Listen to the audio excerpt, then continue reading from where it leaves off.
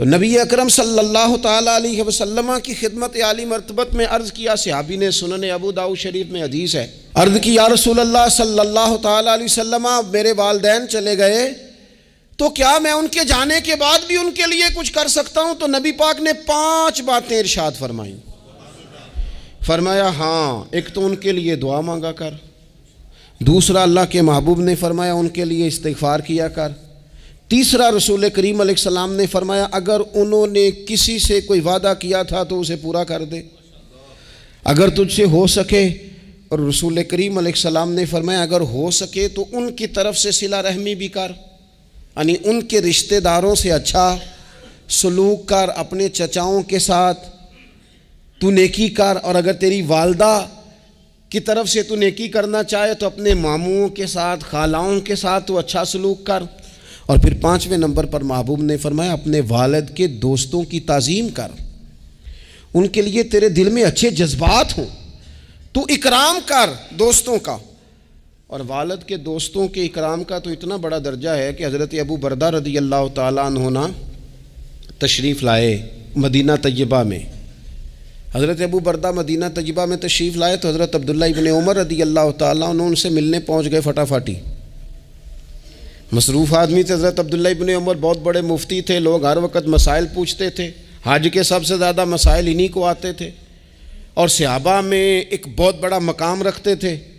حضرت عبداللہ ابن عمر فوراً حضرت ابو بردہ رضی اللہ تعالیٰ عنہ سے ملاقات کے لیے پہنچے، اور پہنچتے ہی فرمانے لگے آپ کو پتہ ہے میں آپ سے کیوں ملنے آیا ہوں؟ حضرت ابو بردہ کہنے لگے میں تو خود بڑا حیران ہوں کہ آپ ایک مصروف آدمی اور آپ ٹائم نکال کر کے میرے پاس تشریف لائے۔ فرمانے لگے اس لیے آیا ہوں کہ میرے والد آپ کے والد کے دوست تھے، حضرت فاروق اعظم کے دوست تھے آپ کے والد، اور یہ صحیح ابن حبان میں یہ لفظ موجود ہیں۔ حضرت سیدنا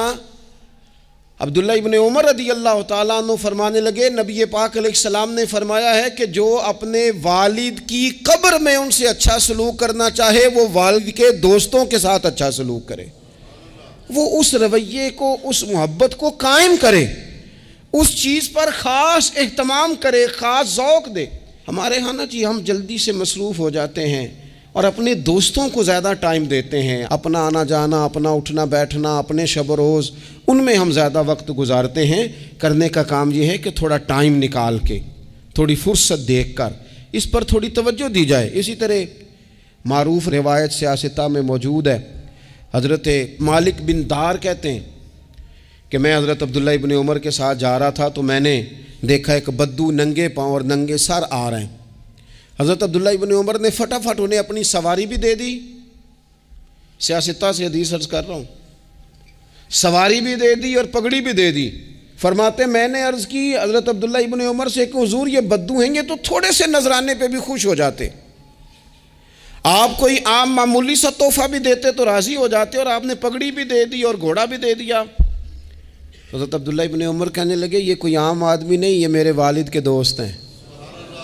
اور والد کے دوستوں سے محبت کرنا یہ ہمیں رسول رحمت نے سکھایا ہے۔